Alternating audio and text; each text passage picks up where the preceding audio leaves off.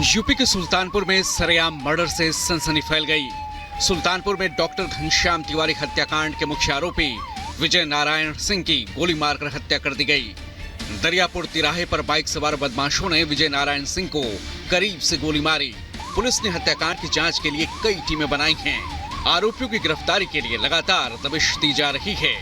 गोली चलने में अभी तक जो विजय नारायण नामक जो व्यक्ति है उनकी हत्या होने की बात सामने आई है। बाकी पुलिस के अलग अलग 4 टीम लगा दी गई है जो तत्काल इस चीज को अनावरण हेतु कार्रवाई कर रही है। इसमें सख्त से सख्त कार्रवाई होगी और जल्द से जल्द खुलासा होगी। 23 सितंबर 2023 को डॉक्टर विजय नारायण सिंह की हत्या कर दी गई थी।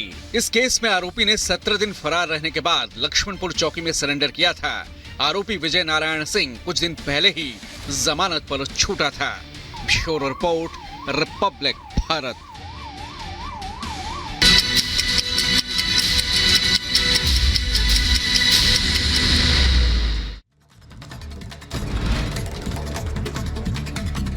और अब 2 मिनट में भारत। बिहार के भागलपुर में देर रात दिखा भीषण आग का तांडव। भागलपुर के नगर निगम परिसर में रखे कूड़े के ढेर में लगी भीषण आग। घटना के बाद इलाके में अफरा तफरी का माहौल। कड़ी मशक्कत के बाद दमकल की गाड़ियों ने आग पर काबू पाया। आग लगने की वजह से नगर निगम में खड़े 2 कूड़ा वाहन भी जलकर खाक हो गए। उत्तर प्रदेश के जौनपुर में बिजली विभाग की बड़ी लापरवाही सामने आई है। 20 सड़क में भीषण आग का तांडव दिखा। हालांकि चिंगारी से गेहूं से भरे पिकअप वैन में भी भीषण आग लग गई। बिजली के लटके हुए तार से चिंगारी ने पकड़ी आग। तेजी बाजार थाना क्षेत्र के गोहदा गांव की घटना। स्थानीय लोगों ने बिजली विभाग पर लापरवाही के सवाल उठाए। फिलहाल हादसे में किसी के हताहत होने की खबर नहीं। यूपी के सुल्तानपुर जिले में बहुचर्चित डॉक्टर घनश्याम तिवारी हत्याकांड के आरोपी की गोली मारकर हत्या से हड़कंप मच गया है। आरोपी विजय नारायण सिंह की गोली मारकर हत्या की गई। बाइक सवार बदमाशों ने ताबड़तोड़ गोली मारकर हत्या की है। पुलिस ने मामला दर्ज कर जांच शुरू कर दी है। घनश्याम तिवारी हत्याकांड में जमानत पर था विजय नारायण सिंह। घनश्याम तिवारी की हत्या के 17 दिन तक फरार रहने के बाद विजय ने किया था सरेंडर। उत्तर प्रदेश के फतेहपुर से हैरान कर देने वाली घटना आई सामने। 35 साल के शख्स के साथ लाठियों से पीट कर की गई हत्या। मृतक की पहचान रामू हाड़ा के नाम से की गई है। दरअसल गेहूं की फसल काटते समय शख्स पर हमलावरों ने हमला किया। पुलिस ने परिवार की शिकायत पर हत्या का मामला दर्ज कर लिया है। पुलिस के मुताबिक हत्याकांड में शामिल आरोपियों की तलाश जारी है। अभी तक हत्या करने की असली वजह सामने नहीं आई है। नोएडा के जीआईपी मॉल के वाटर पार्क में युवक की डूबने से मौत हो गई। 25 साल के धनंजय नाम के युवक की मौत हुई है। अपने दोस्तों के साथ वाटर पार्क में घूमने आया था मृतक युवक। पुलिस ने युवक की बॉडी को कब्जे में लेकर पोस्टमार्टम के लिए भेज दिया है। सेक्टर 39 थाना क्षेत्र के मॉल में यह घटना हुई है। पुलिस मॉल के सुरक्षा इंतजामों की। चलिए उस बीच बड़ी खबर आपको बता दें। दरअसल पेरिस के अपार्टमेंट में आग लगी है। आग लगने के बाद तेज धमाका भी हुआ है। अग्निकांड में 3 लोगों की अब तक मौत की खबर सामने आ रही है। तो पेरिस के एक अपार्टमेंट में आग लगी है। आग लगने के बाद तेज धमाका, और तेज धमाके के बाद आपको यह भी बता दें कि इस हादसे में अब तक 3 लोगों की मौत की खबर है। फिलहाल राहत और बचाव कार्य लगातार जारी है और युद्धस्तर पर कोशिश यही है जल्द से जल्द इन हालातों पर काबू पाया जा सके। पेरिस के अपार्टमेंट में भीषण आग लगी है। आग लगने के बाद तेज धमाका हुआ है। तेज धमाके की वजह से 3 लोगों की मौत की खबर है, जबकि कई लोग झुलसे हुए भी हैं जिनको लेकर अभी तक संख्या साफ नहीं है। लेकिन राहत बचाव कार्य लगातार जारी है। तस्वीर भी हम आपको दिखा दें। पेरिस के अपार्टमेंट पे आग लगने के बाद आपको दमकल की तमाम गाड़ियां इस वक्त नजर आ रही होंगी। युद्ध स्तर पर कोशिश यही है कि इस आग पर जल्द से जल्द काबू पाया जा सके। इस आग लगने के कारण को लेकर भी लगातार छानबीन की जा रही कि आखिर क्या वजह रही जिसके चलते ये भीषण आग लगी है। लेकिन फिलहाल युद्ध स्तर पर कोशिश।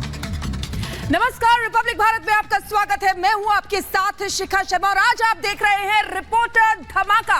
रिपोर्टर धमाका में सबसे पहले बड़ी खबर आपको बताते हैं कि दिल्ली में बच्चा चोरी गिरोह का पर्दाफाश हुआ है।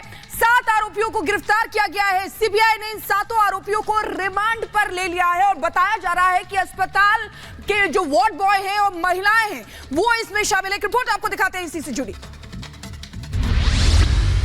चाइल्ड ट्रैफिकिंग मामले पर सीबीआई का एक्शन लगातार जारी है।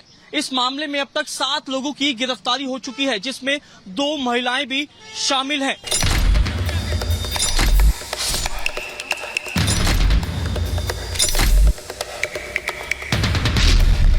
रिमांड पर बच्चा चोर गिरोह, सरगना कौन? नवजातों की तस्करी, क्या है पूरी हिस्ट्री? पेरेंट्स को खबरदार करने वाले खुलासे।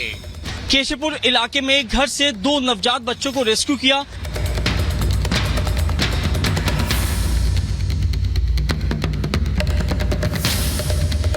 दिल्ली में सक्रिय बच्चा चोर गिरोह का भंडाफोड़ हो चुका है। सीबीआई की रिमांड में गिरोह से जुड़े 7 आरोपी हैं। इन आरोपियों ने पूछताछ में जो खुलासे किए हैं उसे सुनकर आप हैरान रह जाएंगे, आपके होश उड़ जाएंगे। इस रिपोर्ट में हम एक एक कर बच्चा चोर गिरोह के पूरे सिंडिकेट और उनके हर कारनामे से पर्दा उठाएंगे। लेकिन उससे पहले हम आपको बताते हैं कि आखिर नवजातों की खरीद फरोख्त करने वाले इस गिरोह का भंडाफोड़ कैसे हुआ। दरअसल सीबीआई को एक इनपुट मिला, जिसके बाद सीबीआई ने दिल्ली के कई इलाकों में ताबड़तोड़ छापेमारी कर 7 से 8 बच्चों को रेस्क्यू किया और 7 लोगों को धर दबोचा। गिरफ्तार 7 लोगों में अस्पताल का वार्ड बॉय और महिलाएं भी शामिल हैं। गिरोह की किंगपिन इंदु पवार बताई जा रही है, जिसकी निशानदेही पर बच्चों का रेस्क्यू किया गया। इंदु के अलावा नीरज, असमल, ऋतु, अंजलि और पूजा कश्यप सीबीआई की रिमांड पर हैं। सीबीआई की टीम सभी से सख्ती से पूछताछ कर रही है। पूछताछ में आरोपियों ने बड़ा खुलासा किया है। सूत्रों के मुताबिक बच्चा चोर गैंग ने सोशल मीडिया पर वेबसाइट बनाई है, जहां वो पारदर्शिता के साथ बच्चों को सौंपने की प्रक्रिया का दावा करते हैं, जिसे देखकर बच्चा गोद लेने के इच्छुक दंपत्ति संपर्क करते हैं। जब दंपत्ति बच्चा चोर गैंग को कॉल करते हैं तो उन्हें प्रभावित करने के लिए बोला जाता है कि हम सिर्फ जरूरतमंद दंपत्ति को ही नवजात शिशु देते हैं और पूरे वेरिफिकेशन के बाद ही बच्चे को सौंपते हैं, जिसे सुन दंपत्ति उनके झांसे में आ जाते हैं और फिर दंपत्ति को बच्चा दिखाया जाता है और 4 से 5 लाख रुपए तक में बच्चे को बेच दिया जाता है। चाइल्ड ट्रैफिकिंग मामले में 7 आरोपी 4 दिन की सीबीआई कस्टडी में है। सीबीआई के अधिकारी सभी आरोपियों को अलग अलग बिठाकर पूछताछ कर रहे हैं। सूत्रों के मुताबिक ये जानकारी मिली है कि इस गैंग ने पिछले महीने 10 नवजात बच्चों का सौदा किया था और उन बच्चों को अलग अलग राज्य में बेच दिया था, जिनसे लाखों रुपए भी वसूले गए थे। सूत्र बता रहे कि इस पूरे गैंग ने एक वेबसाइट बनाई हुई थी। वेबसाइट के जरिए वो लोग इनसे संपर्क करते थे जिनको नवजात बच्चे की जरूरत हुआ करती थी। बताया जा रहा है कि शनिवार को भी गुजरात के वडोदरा से एक परिवार नवजात बच्चे को गोद लेने दिल्ली आया था। तभी सीबीआई की टीम ने छापेमारी कर दी और नवजात को दिखाने ले जा रही इंदु बच्चे समेत पकड़ी गई, जिसकी निशानदेही पर बाकी बच्चों का रेस्क्यू किया गया। सीबीआई को गिरोह ने पूछताछ में बताया कि पिछले महीने करीब 10 नवजात बच्चों का सौदा किया गया था, जिनको अलग अलग राज्यों में रहने वाले परिवार वालों को अच्छे दामों में बेचा गया था। बताया जा रहा है कि बच्चा तस्करों का यह नेटवर्क कई राज्यों तक फैला है। गिरोह के लोग नवजात बच्चों को अस्पतालों, नर्सिंग होम से चोरी करते हैं या गरीब माँ बाप को बहला फुसलाकर बच्चे को खरीद लेते हैं। अस्पताल के वार्ड बॉय की गिरफ्तारी ने सीबीआई के रडार पर कई बड़े अस्पताल ला दिए हैं। सीबीआई को शक है कि इस गैंग में कई आईवीएफ सेंटर भी शामिल हो सकते हैं, जहां सरोगेट माओं को भी पैसों का लालच देकर ये बच्चे लेते होंगे। फिलहाल सीबीआई टीम सभी आरोपियों को अलग अलग बिठाकर पूछताछ कर रही है, ताकि पूरे सिंडिकेट का भंडाफोड़ किया जा सके और नवजात बच्चों को उनके माता पिता के होते अनाथ ना होना पड़े। Bureau report, Republic Bharat. तो चलिए सीधा ग्राउंड जीरो पर आपको ले चल रहे हैं। हमारे सहयोगी जतिन इस वक्त जुड़े हुए हैं। जतिन, 7 लोगों के इस पूरे मामले में अब तक गिरफ्तारी हो चुकी है, लेकिन अगर इस पूरे घटनाक्रम को देखा और समझा जाए तो सिर्फ ये संख्या 7 तक ही सीमित नहीं है। ये तय है अगर खुलासे होंगे तो कई नाम और शामिल होंगे इसमें। जतिन, आज बिल्कुल और भी लोगों की गिरफ्तारी इस पूरे मामले में सीबीआई कर सकती है, लेकिन जिन 7 लोगों को गिरफ्तार किया गया है वो बड़े चौंकाने वाले खुलासे कर रहे हैं। 2 बड़ी बात इस इन्वेस्टिगेशन में निकलकर सामने आई। एक, ऑनलाइन बच्चों का सौदा किया जाता था और ये उस तर्ज पर